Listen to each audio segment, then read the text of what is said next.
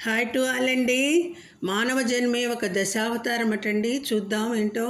మాతృమూర్తి గర్భంలో ఈదుతూ ఎదిగే మత్స్యం ఎదిగే నీటి నుంచి నేల మీదకు ప్రాకే బాల్యం ఒక కూర్మం, వయసులోని జంతు ప్రవర్తన ఒక వరాహం, మృగం నుంచి మనిషిగా మారే దశ నరసింహం, మనిషిగా మారిన ఎదగాలని ఎగిరితే వాడు వామనుడు, ఎదిగిన క్రోధం తగదని తెలిస్తే వాడు పరశురాముడు, సత్యం ధర్మం శాంతి ప్రేమలతో తానే ఒక శ్రీరాముడు, విశ్వమంతా తానే అని విశ్వసిస్తే వాడు శ్రీకృష్ణుడు, ధ్యాని అయి జ్ఞాని అయి జన్మ కారణమెరిగిన వాడు ఒక బలరాముడు, కర్తవ్యం మొనరించి జన్మ సార్థకతతో కాగలడు కల్కి, తెలుసుకుంటే కర్మ యొక్క ప్రతి దశలోని అంతరం దశావతారం, మలుచుకుంటే ఒక్క జన్మలోనే మనిషి దశావతారం.